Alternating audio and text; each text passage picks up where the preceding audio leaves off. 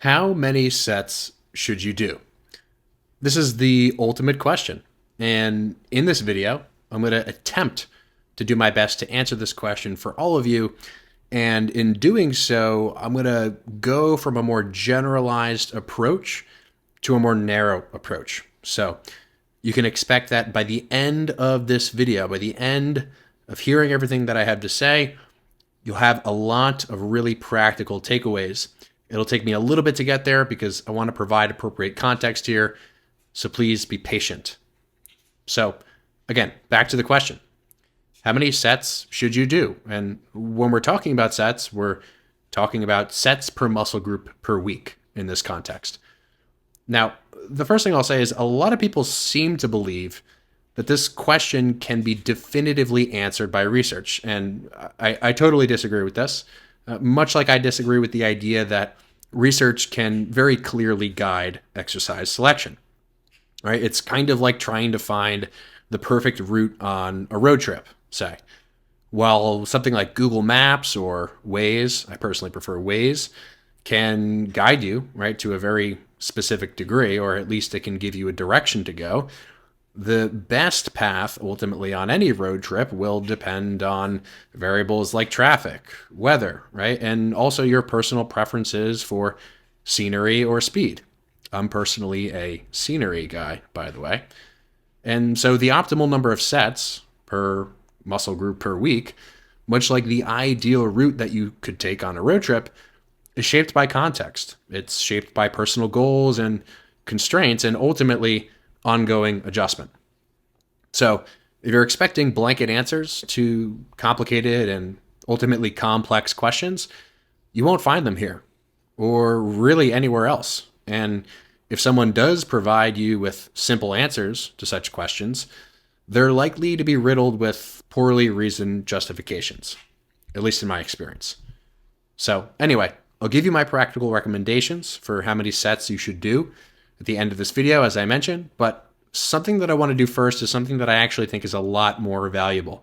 And one of the things that I really am trying to do with this channel, which is that I want to teach you how to think about these topics, right? Very few people are talking about how to think about these things, and a lot of people are talking about what to think. So rather than telling you what to think, I want to teach you about how to actually navigate this conceptually so that you can actually grant yourself the agency to answer these questions for yourself in your own training. So I'm going to start with a weird analogy, and it's going to seem unrelated, but just stick with me, all right? It's a little bit of a silly story. So I was at the airport somewhat recently, and I needed to go to the bathroom. And this is probably an experience that many of you have undoubtedly been in yourself, right? And for the sake of maintaining some degree of professionalism and dignity here, I'm going to spare you of any of the grotesque elements. So here's what happened.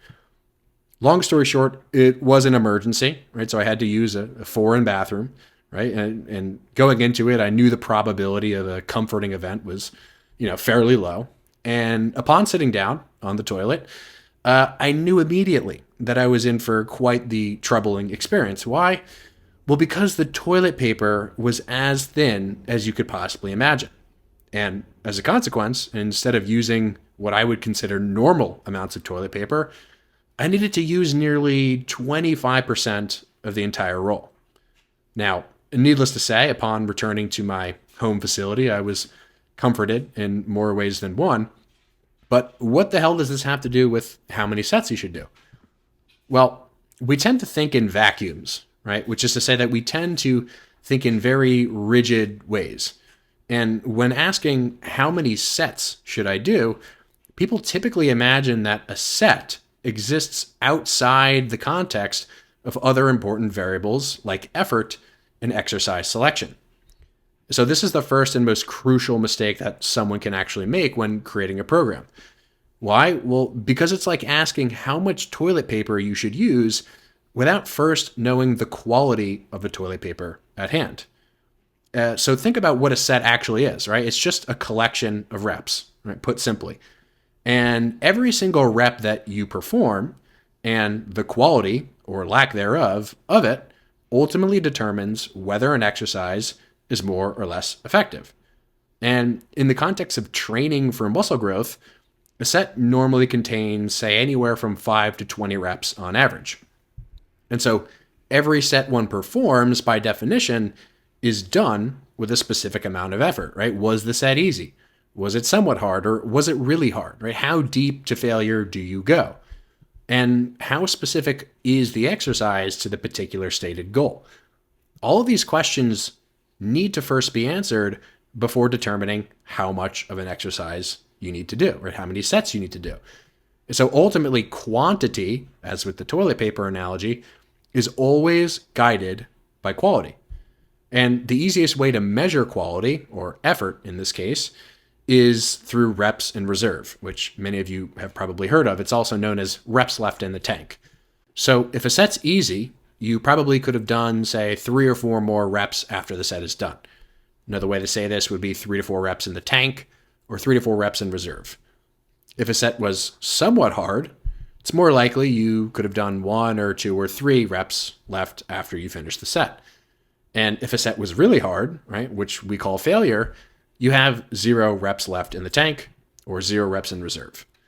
And the implication of this should be obvious, but it's often left unaddressed, which is that the easier the set is, the less stimulative that it is. And the harder a set is, the more stimulative it is, right? And so simply put, if you do more, you do more. And if you do less, you do less. And so oftentimes doing more is associated with getting more, and doing less is associated with getting less. So back to this concept of sets. The relationship between volume, i.e. how many sets you do in a week, say, and effort is inverse, right? Meaning that the more hard sets you perform, the fewer sets you will need to ultimately stimulate meaningful adaptation. And the easier the kind of sets you perform, the more sets you'll need, right? Again, the lower the quality of the toilet paper, the more of the roll you're going to need to utilize. And the higher the quality of the toilet paper, the less toilet paper you're probably going to need. And again, like any other analogy, this isn't a perfect comparison, but hopefully the relationship here is clear. So what should you do, right? Now that you kind of have a broad principle-based understanding of how volume and effort are related. Well, clearly, using higher set volumes, say in the range of 10 to 20 sets per muscle group per week, and using lower set volumes, say in the 1 to 10 set range, both work, right? There are world-renowned bodybuilders who sit on either side of this volume question. And yet all of them seem to swear by their method as the only true effective strategy. But it's obviously self-evident that both of these strategies, the high and low volume approach, and really everything in between these extremes, seem to work well. So instead of assuming that there could only be a single answer to this question for all of muscle groups and all of eternity, right? Begin with the understanding that all of these strategies are valid. And which strategy you use should ultimately depend on you and the context of you, right? How do you like to perform your sets? What are you realistically capable of doing?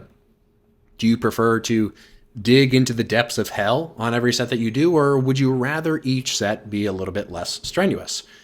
Are you frequently limited on time, or do you have 3 hours a day to train? Right? These are all open questions that will remain open and open to change for the rest of time. Because the version of you now might not be the version of you in 6 months or in a year. And so the question ultimately is supposed to remain open. Plus, the volume and effort schemes you use may not be universal to your program, right? So for instance, you'll probably find that some muscle groups, again for you, lend themselves better to higher volume approaches, while others might be the opposite. And again, higher volume in this case is synonymous with lower effort, and lower volume is synonymous with higher effort. Again, if we want to maximize progress. And again, we're really talking about a circumstance where someone isn't an absolute beginner, because at that point, right, pretty much everything works. So things like injury history and current pay problems also play a role here. So for example, if you've had a history of consistently hurting yourself on, say, all-out sets of Romanian deadlifts, RDLs, perhaps a lower effort, higher volume approach for RDLs may be more appropriate for you. One need not pigeonhole themselves by assuming that only one method of programming is the correct one. And it's both possible and highly useful to use multiple programming strategies for different muscle groups. So let's get to some practical application takeaways and practical application tips. So, and just for context, this is now the time where I inject my personal bias and experience into some more generalized recommendations for you. Again, these will not be hard rules, as will become clear. So the first thing I'd recommend if you're creating a program is to start on the lower end of the volume spectrum, right? Maybe anywhere from 3 or 4 to 8 sets per muscle group per week, right? You can always add more sets at a later time if you think that it's necessary, but you can't reverse the effects of doing too much too soon. And we've probably all been there. This is not something that you can totally prevent, but only something that you can really recognize in retrospect. Number 2, so pay attention to how hard your sets are and try to make it objective. Don't trust your instincts. Your instincts will trick you. And personally, I love to film my sets because filming sets is very helpful in this regard, right? How many reps in the tank are you leaving in every set? Realistically, like, be honest about this. If the rep speed doesn't slow down at all as you finish a set, you've probably got at least 4 or 5 reps left in the tank. I know many people who are convinced that they're doing a set to failure who experience no lowering of rep speed toward the end of their set, right? By definition, this is not a set to failure, right? Rep speed needs to slow for you to even remotely approach failure. Now, if you're confident that you're able to perform technically proficient sets to failure and you like training to failure, start on the lower end of the volume range, right? Maybe 3 to 6 sets per muscle group per week. If you're not confident about your ability to train to failure, or you simply just don't like it, you prefer to leave multiple reps in the tank, which, by the way, is perfectly okay, start on the higher end of the volume range, maybe 6 to 10 sets per muscle group per week. And then standardize your set volumes and standardize your effort, right? And once you do, progress in load, progress in reps on every exercise on a weekly, bi-weekly, or tri-weekly basis. After that, all you have to really do is just assess progress, right? Assess it by tracking strength of the same standardized movements, taking photos maybe, taking muscle circumference measurements, and taking your body weight measurements maybe on a monthly basis or a 2 to 4 week basis, something like that. And if all of the above metrics are trending in the right direction, right? You're getting stronger, perhaps you're gaining weight if you want to gain weight, or you're losing weight if you want to lose weight, and then ask yourself, am I making progress in the vectors that I want to make progress in? Are you looking more aligned with your goals after several months of training, or are you kind of stagnant, right? These are the questions you can only answer, again, in retrospect.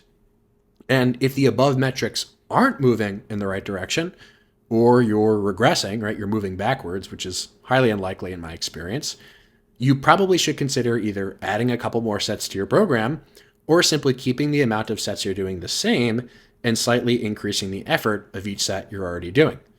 And to do this, you have to ensure that there aren't other rate limiters, for instance, like poor nutrition or high life stress or poor sleep.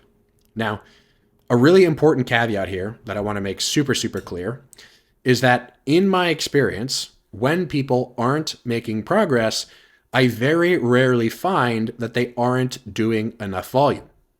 In my experience, people try to put way too much on their plate, all the while filling that plate with garbage. People's exercise quality, again, that toilet paper analogy, tends to be generally god-awful, and fixing the quality of every rep, fixing the quality of every set of your technique tends to resolve the lack of progress that people experience. So, some key takeaways here, some things to keep in mind and to take with you moving forward. The overall question of how many sets should I do is less about finding a universal answer and more about discovering what works best for you, your goals, and your circumstances right now. And remember, this can and probably should change over time, right? Training is at bottom a science. which means that it thrives on self-awareness, it thrives on experimentation and consistent refinement. And this is the essence of the scientific method, right? Giving a straight answer to such a complex question is not. So rather than fixating on rigid formulas, try to focus on broader principles, right? So for example, the quality, again, of each rep you perform is the building block of your training program. And don't forget this, keep this in view. Adding load while technique goes into the gutter is not progress.